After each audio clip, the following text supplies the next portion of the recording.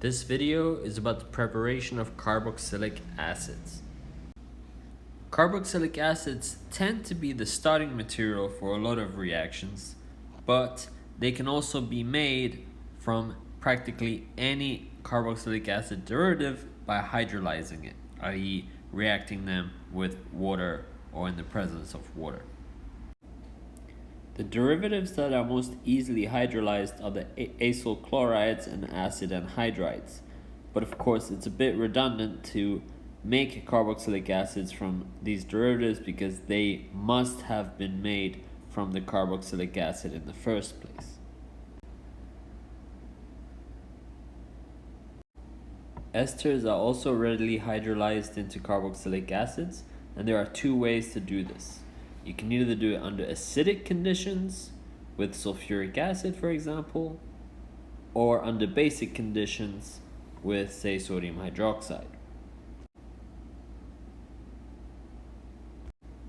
The mechanism for acidic hydrolysis of esters turns out to be the inverse of ester synthesis from carboxylic acids under acidic conditions. Therefore, you can play the video of ester synthesis or preparation of esters backwards and you will see the mechanism. Next, we'll look at the mechanism for ester hydrolysis under basic conditions. This reaction is also known as saponification, which is the key process when you make soap. In the first step, a hydroxide attacks the carbonyl of the ester. Once the tetrahedral intermediate is formed, the alkoxide kicks out the ethoxide, or the alkoxide in general, to yield the carboxylic acid and the alkoxide, which readily deprotonates the carboxylic acid to give you the carboxylate salt. The fact that this salt is formed is the reason why we usually have to add an acid at the end of the reaction or in a second step so that we can reform the carboxylic acid.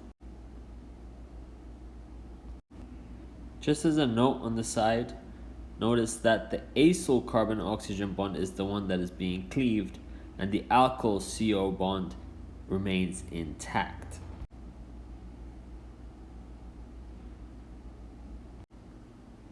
Now let's do some practice problems. I suggest you pause the video now. And here are the answers.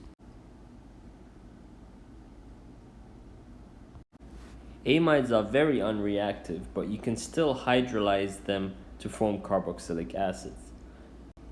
You're going to need acids or bases in the presence of water and usually substantial amounts of heat to get the reaction to go at an acceptable rate.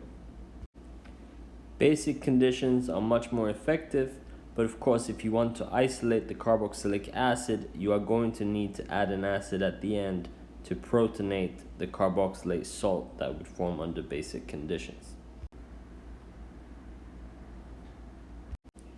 Let's do some practice problems. I suggest you pause the video now before I show the answers. Okay, here are the answers.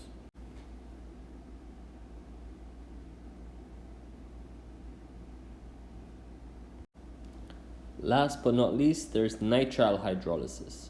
So often nitriles are considered a carboxylic acid derivative because you can hydrolyze nitriles into carboxylic acids.